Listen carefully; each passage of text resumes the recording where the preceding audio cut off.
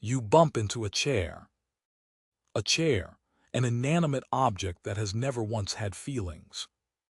And before your brain has even caught up with what just happened, the word is already out of your mouth. Sorry. Or maybe this one's more familiar. Someone steps on your foot. You feel the weight of their shoe on yours, and you're the one who apologizes. You're at work and you have a question, a completely legitimate, reasonable question. And before you ask it, you hear yourself say, "Sorry to bother you, but..." You walk into a room where people are already seated, and you feel this low hum of guilt just for existing there, for taking up the space that was already yours to take.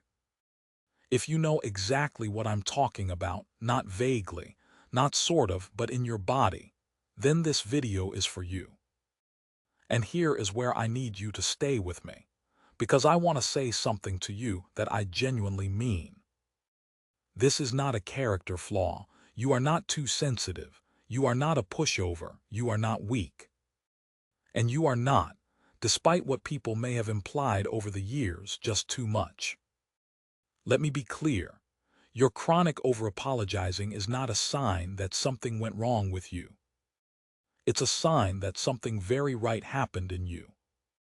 Your brain, at some point in your life, built a mechanism. A brilliant, adaptive, deeply intelligent survival mechanism. And it has been running faithfully ever since. The problem isn't that it's broken. The problem is that it's running an outdated program. And your nervous system hasn't gotten the memo that the threat is gone. Here's the uncomfortable truth about where this comes from. You've probably heard of fight or flight. Most people have. But there's a lesser-known response that psychology and trauma research have been paying a lot of attention to. It's called fawning. Fight means you push back. Flight means you run. Freeze means you go still. But fawning means you appease. You smooth things over. You make yourself small, agreeable, and non-threatening, not because you're a coward, but because your nervous system determined that this was the safest possible option. And here is where it gets important. Think about what it means to be a child. A child has no real power.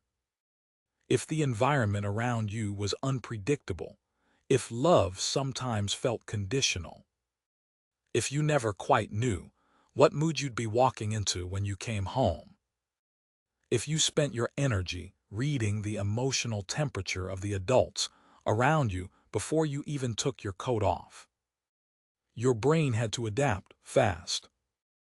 Because a child who can sense when a parent is about to reach a breaking point, and who learns to de-escalate that before it becomes dangerous, that child is surviving. Your brain learned something incredibly efficient. If you take the blame immediately, if you apologize first, if you make yourself small enough, you stop the threat before it starts. You don't have to wait for the storm, you can head it off. That's not weakness. That is a child using every cognitive tool they had to stay safe in a world where they had no control. And your nervous system, which held all of that, encoded it as a reflex. Not a thought, not a decision, a reflex. Which is why it happens before you even realize it.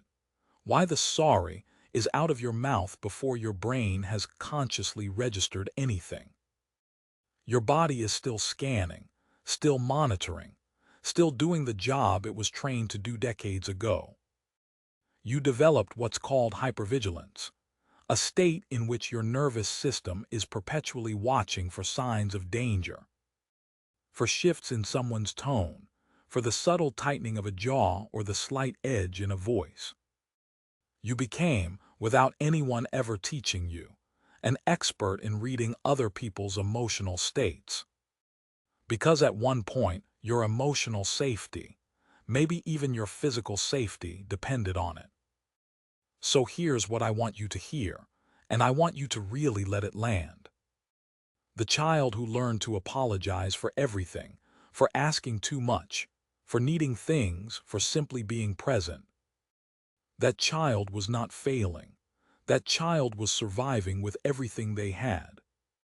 That is not something to be ashamed of. That is something to be in awe of. But here's where it gets hard, because that same nervous system that protected you then is still running. And now you're an adult, and the people around you are not the same people. The situation is not the same.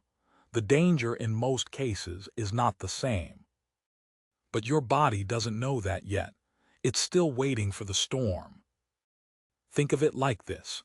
Your nervous system is running on an operating system that was installed under extreme pressure by a very young version of you to handle conditions that no longer exist.